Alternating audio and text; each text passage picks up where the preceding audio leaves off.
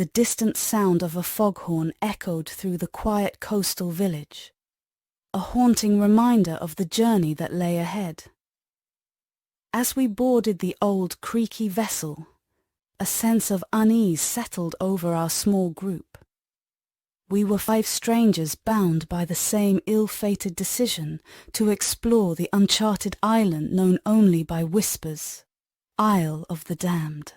Our boat cut through the murky waters, the sky a blanket of ominous clouds. The captain, a weathered man with deep-set eyes, offered little comfort with his silence. The island came into view, a jagged silhouette against the horizon. It loomed larger as we approached, its rocky shores unwelcoming and foreboding. Stepping onto the island felt like crossing into another world. The air was thick with an oppressive stillness, broken only by the distant crash of waves against the cliffs. We each carried a pack of supplies, though it became clear that no amount of preparation could ready us for what lay ahead. The first night, we camped near the shore, the flickering firelight casting long shadows on the sand. We introduced ourselves, 5 names now lost in the annals of time. Our conversations were stilted, each of us wary of the island's dark reputation. Sleep came fitfully, plagued by restless dreams. At dawn, we ventured inland. The island's terrain was treacherous, a labyrinth of twisted trees and overgrown paths. We stumbled upon an abandoned village, its buildings decayed and overrun with vines. The atmosphere was thick with the weight of forgotten lives, each structure a silent testament to the island's forsaken past.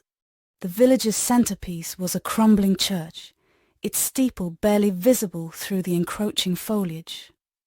Inside, the air was musty and stale. Pews lay overturned, and the altar was draped in cobwebs.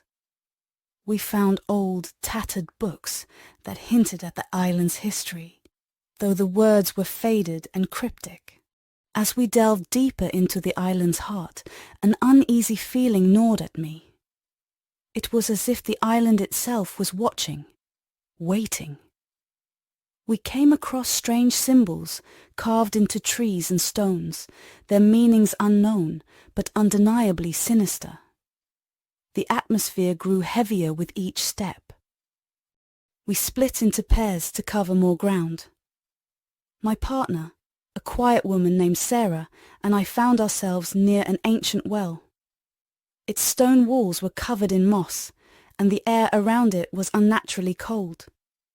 Peering into its depths, we saw nothing but darkness.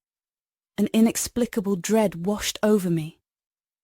Nightfall brought with it an eerie silence. Our campfire felt like a fragile beacon against the encroaching darkness.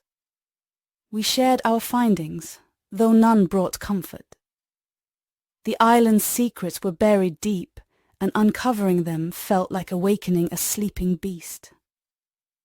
Sleep was elusive, our minds racing with unanswered questions. The next day, we discovered a series of caves along the northern shore. The entrance was barely visible, hidden by thick underbrush. Inside, the air was damp and cool.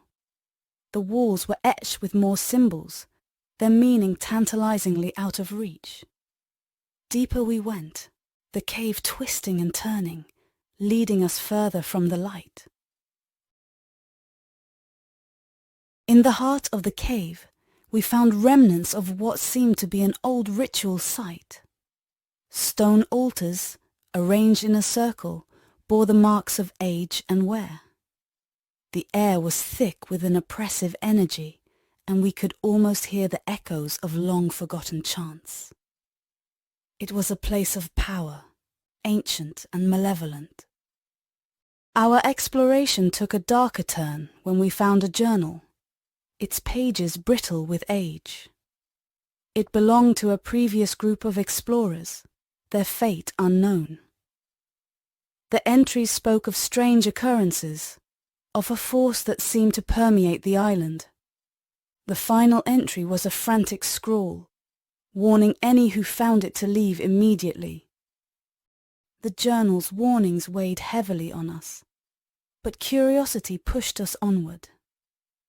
We began to experience odd occurrences, whispers on the wind, shadows that seemed to move of their own accord. Tension grew among us, each of us grappling with an increasing sense of dread. Sarah and I ventured back to the well, driven by a compulsion we couldn't explain.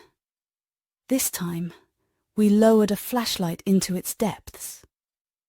The beam revealed a network of tunnels beneath the island, an intricate web that hinted at a hidden world below our feet.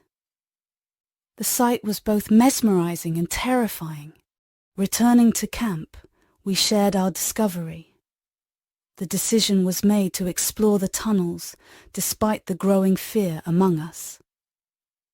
As we descended into the earth, the air grew colder, and the darkness seemed to close in around us.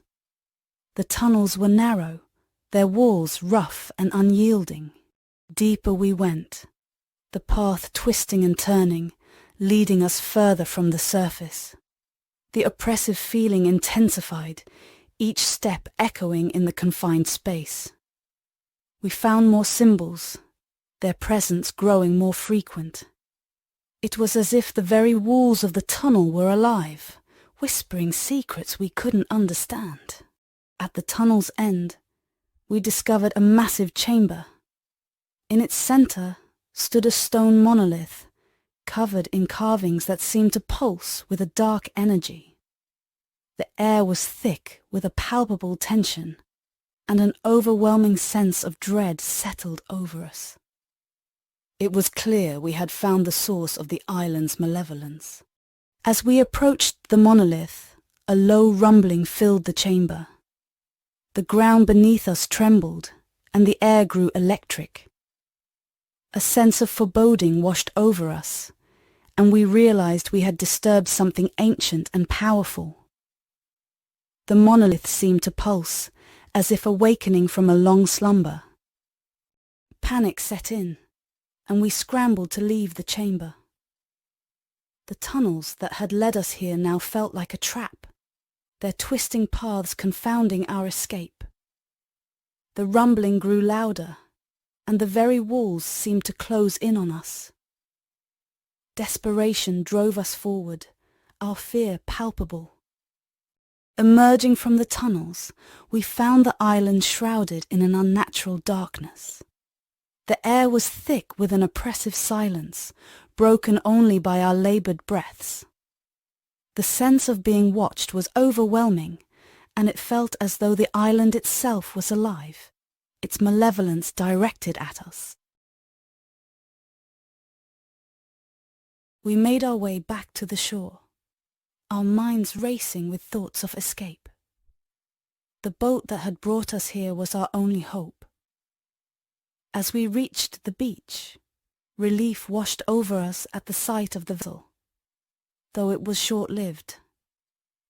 The island seemed to resist our departure, the waves crashing violently against the hull. As we boarded the boat, the captain's grim expression did little to assuage our fears. The journey back was fraught with tension, each of us haunted by what we had uncovered. The island's dark presence lingered, a shadow that would forever mark our souls. The distant sound of the foghorn brought a strange sense of closure, a reminder of the world we were returning to. The island receded into the distance, its secrets buried once more. We were changed, our lives irrevocably altered by the encounter. The sense of unease remained, a dark thread woven into the fabric of our beings. As we approached the mainland, the sun broke through the clouds, a fleeting moment of warmth and light. Yet, the shadows of the island clung to us, a constant reminder of the darkness we had faced. The journey had ended, but the memories would haunt us forever. The village came into view, a beacon of normalcy amidst the chaos of our minds. We disembarked, each of us going our separate ways, bound by a shared experience we could never fully explain. The island's malevolence had marked us, and its presence would linger in our dreams. In the days that followed, I tried to return to normal life, though the island's shadow loomed large. The journal we had found became an obsession, its cryptic warnings a constant reminder of what we had faced. I delved into its pages, seeking answers that seemed just out of reach. The symbols we had seen haunted my thoughts, their meanings elusive. I sought out experts, though none could provide clarity. The island's secrets remained hidden, its dark history a puzzle I was compelled to solve. The sense of dread grew, a constant companion in my quest for understanding. Nightmares plagued my sleep, visions of the monolith and the tunnels beneath the island. The sense of being watched never left me, a chilling reminder of the island's malevolence. I began to fear for my sanity, the line between reality and nightmare blurring. My search for answers led me to others who had encountered the island. Their stories mirrored my own, each account a testament to the island's dark power. We formed a small group, bound by our shared experiences and the need to understand the island's secrets. Together, we pieced together fragments of the island's history. It was a place of ancient rituals, where dark forces had been summoned and bound. The monolith was a focal point of power, its presence a conduit for the island's malevolence. The more we learned, the greater our sense of dread. The island's influence reached beyond its shores, its darkness touching the lives of those who had encountered it. Each of us bore scars, both physical and mental, a testament to its power. We vowed to uncover the truth, though the cost was high. The island's secrets came at a price. Our research uncovered tales of previous expeditions, each ending in tragedy. The island's dark history was a tapestry of horror, its threads woven with the lives of those who had dared to uncover its secrets. The sense of foreboding grew, a shadow over our quest. We resolved to return to the island, driven by a need to confront the darkness we had uncovered. The journey back was fraught with fear, each of us haunted by memories of our previous encounter. The island loomed larger as we approached, its malevolence palpable. Stepping onto the shore, the sense of dread was overwhelming. The island seemed to recognize us, its dark presence a tangible force. We made our way inland, the path familiar, yet fraught with danger. The village was as we had left it, a ghostly reminder of the lives lost to the island's darkness. The journey to the monolith was arduous, the tunnels twisting and turning as if to confound our progress. The sense of being watched was omnipresent, the island's malevolence a constant companion. The chamber awaited us, its dark energy pulsing with anticipation.